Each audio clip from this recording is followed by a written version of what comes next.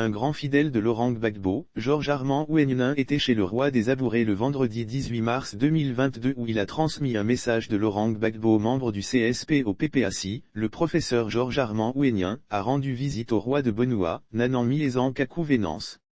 Il est le 22e roi des Abourés et Yvé. D'après le professeur Georges Armand Ouénelin, comme il est de coutume dans la tradition africaine, cette visite est pour marquer sa loyauté au roi. En effet, il est aux affaires depuis déjà 3 ans. C'est une visite de courtoisie au roi de Bonua qui a été intronisé depuis bientôt 3 ans. Fils de la région, il était de mon devoir de venir lui faire mes civilités et me présenter à lui, a-t-il déclaré à l'issue de la rencontre.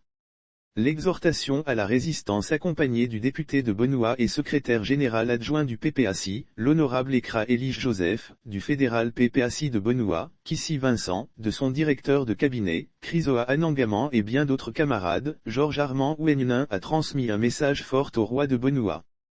Celui de garder à l'esprit le combat de la liberté, lire aussi politique nationale. Le Cercle libéral de Côte d'Ivoire lance sa plateforme de réflexion, Centilitre Mythe. J'ai aussi transmis les salutations du président du PPACI, Sem Laurent Gbagbo, au roi de Bonua pour qui il a une affection et une considération toute particulière.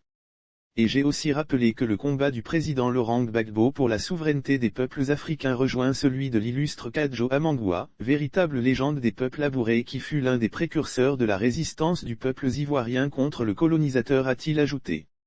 Le combat de Georges Ouénelin pour le retour de Gbagbo en Côte d'Ivoire. Il faut noter que Georges Armand Ouénelin est à l'origine de la création du parti politique Ensemble pour la démocratie et la souveraineté, EDS.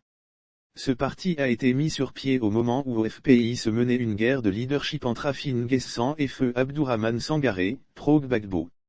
Cette formation politique visait à continuer la lutte pour la libération de Gbagbo qui était à la CPI et son retour en Côte d'Ivoire.